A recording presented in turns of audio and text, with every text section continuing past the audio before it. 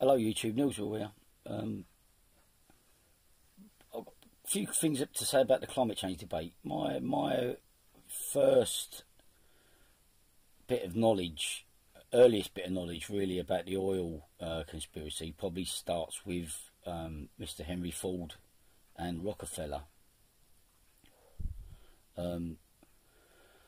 where Rockefeller managed to start prohibition of alcohol in America, which meant that Mr. Ford's cars, which were running on alcohol across America, the farmers were making their own fuel. And Mr. Rockefeller had a lot of petrol, basically, which was a derivative of his crude oil, what he was digging up all over the place. And he had plenty of friends who he managed to persuade, plenty of powerful friends who he managed to persuade to outlaw alcohol and force Mr. Ford into changing his vehicles over to petrol, which isn't too difficult from alcohol. And that's the sort of first, that paved the way really. You had Mr. Diesel, Rudolph Diesel.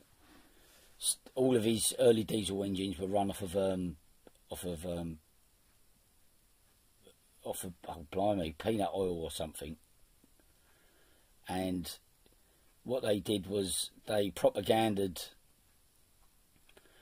everything, because the Germans were still running alcohol fuels, and what they was doing during that time was saying you got to be, you know, they had Germans portrayed as pigs and big ugly grotesque things, you know, and you're a bit of a German, a bit of a Nazi or whatever if you're using alcohol fuels. You must be thinking like a German, la la la la, you know. They propagandaed it all over the place, and obviously they criminalised it.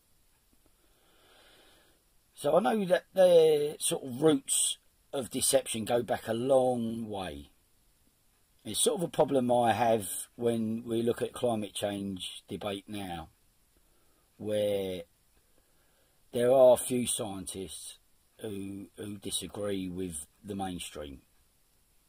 Now, it's not that I don't see the point you're making about the you know,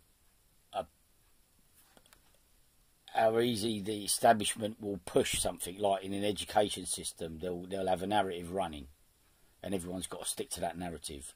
Or I can't find an example what to say at the moment. I've just jumped up with that to make this video. That it's very easy for the for certain things like hydrogen fuel, for example, and oxyhydrogen have always been pushed back. And wind power for Africa, I had a picture from 1975 or something, that was something they was going to do, economic development in Africa. It's on my Google Plus page, in my photos somewhere, probably on Twitter or on my TwitPics. I'll try and put a link below. But in 1975 they was thinking about using windmills to make hydrogen and generate electricity.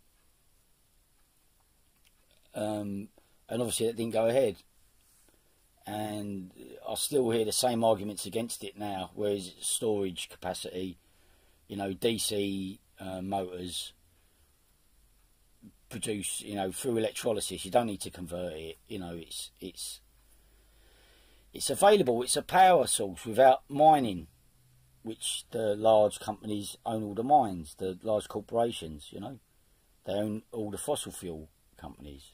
You know, they create wars in places to destabilise places to get so they can get in there easier. And what's the name of the company? What I'd like you to look at. Chunky Mark done a video. I always forget the name of the company. I'll try and put a link below. You know, they're very powerful people. And I don't trust a lot I don't trust everything. I completely understand the counter narrative, but from a human perspective, let's say pollution, and let's say losing loads of oil in the ocean, where justice never seems to really get served. It doesn't. You know, the letter doesn't land on the doormat of who's really responsible. The people who are running things, even the CEOs of companies get meagre justice. Let's say that. So I understand the concerns about the establishment pushing everyone in a certain way, and the majority of scientists go in that direction. But if you've got environmental scientists who have strictly done that for 30 years, I mean, I follow on here Suspicious Observers.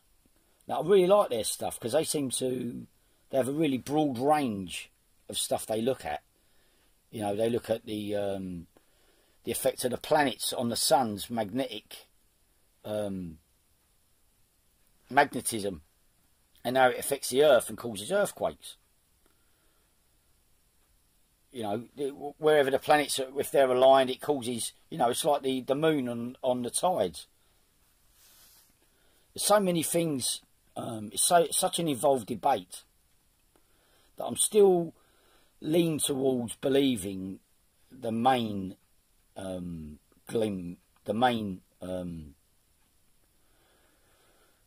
the pulse of it, the main pulse of science, and still sceptical about some of the skeptical science. And from a standpoint that I don't think most of the misinformation coming out there is coming from the fossil fuel lobbies and that, which is understandable. You know, this is their livelihood. As much as I hate it, because I do understand there's clean fuels here, and if we're breathing in dirty air, there's no need for it. Right? Some of this stuff I've done with my engine, with water fuel things, you get slagged off. You look on Popular Mechanics, there's some ridiculous things about hydrogen where a so-called expert has had to go at making a hydrogen cell. He hasn't listened to anyone who's actually done it. And what doesn't help is there's a lot of people trying to earn a quick buck, a lot of snake oil salesmen. So it's really easy for the few who deceive people and overestimate things and la la la la. It's really easy for the few to then let the other lobbies, you know, it's the thin end of the wedge. They can get straight in there and deny everything that ever works and come up with ridiculous experiments where they haven't used electronic equipment at all. They haven't done it. They haven't timed it. You know, it was never going to work the way they done it. All they had to do was redo it again and look at a few of the published articles, what show that it does actually work, and this is the equipment they use, and this is how they done it. I mean, Popular Mechanics have never, you know, taken it back what they did, or tried it again, tried to prove it, right? They're happy to have it there because it suits their stance, yeah?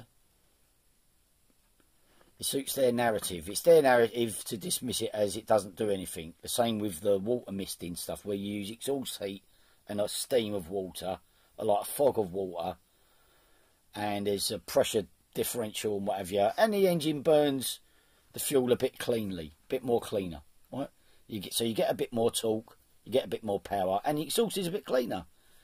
It's all about chipping away for me. You've got to chip away, because it isn't just going to happen overnight. The auto manufacturers ain't going to decide that they can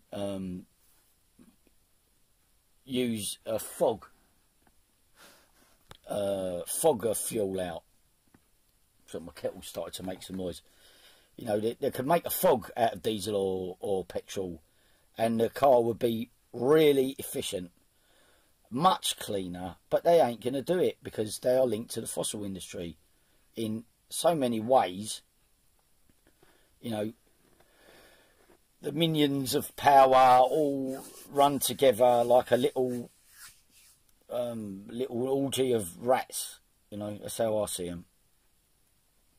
But on the climate stuff, I lean more towards to believing that we should be doing things better than we are, and most of the people stopping us doing that through government are the fossil lobbies. Now, so from my perspective, you know, it's easier for me to believe that it could end in a catastrophe and get warmer because of what I've read mainly about the fossil lobbies in the past, from what they have done. Now, I haven't seen a lot of that sort of information, of misinformation from scientists. You know, I haven't seen that. And I still understand that, you know, once under an umbrella, it's easy to be veered in one direction or another. Right? But it's mainly the fossil lobby who quite literally make me distrust the sceptical side of things. Right? That's all I can say about it, because of what they've done and how they cover up stuff, and they'll rally around each other. You know, any of it, the Bhopal incident in India, whose chemical producers, all the fertilisers which are all carcinogenic, all the GM crops which don't work, use more water, and nature evolves around it. So the next crop, once nature's evolved around it, like the mosquitoes or whoever, whatever is eating the crop, has evolved, done one little natural glitch in evolution and got bypassed it, they're still going to lose the crops. And until that insect spreads across the lands, the other crops will get it eventually. It isn't going to help any. It's not going to help any. It's just a big corporation leading us like sheep, cattle, in one direction, where they can make money out of us. To no good to us at all. They are a detriment to our society, these corporations. Same with the pharmaceutical corporations. People addicted to drugs, like in America all today. Always hearing about the drug policy, trying to change it in the UK. And so many people in America are on addicted to prescription drugs. They dish them out like sweets. You know, the pharmaceutical companies are loving it. The same over here. We've got big contracts. They can buy as much as they like of these particular drugs, unless they're going to fight cancer, in which case we should, you know, try and use cannabis instead, in different forms, cannabis oil, or having it raw. And I'm not going to go too much further into it. Great big long video. But it's the really powerful who seem to be distorting everything. No matter where I look. Call me paranoid, if you like. I'd rather be paranoid is healthy. Being paranoid is healthy. At least you assess a situation from many different perspectives when you're paranoid, and occasionally you'll grasp the right one, or you think you've grasped the right one. You know, sometimes it is healthy. Yeah, it's healthy to disbelieve than just to believe, because you need to think for yourself a little bit more and look after each other and yourself. Look after yourself.